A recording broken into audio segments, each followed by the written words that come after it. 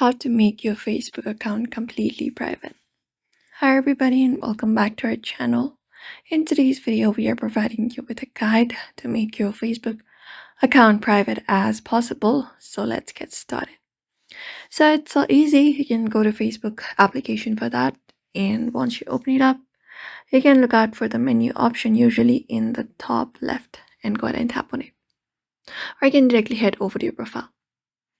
Once you are headed to your profile, this is what we'll be finding.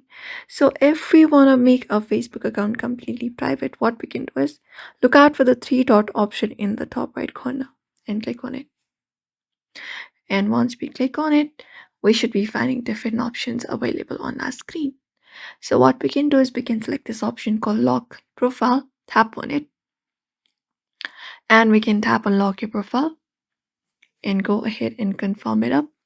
And once we confirm it up, we should be finding it saying that we have locked our profile and our profile won't be visible anymore. Like it's private and people need to add us as a friend if they want to view our account. That is the only way that we can make our account completely private.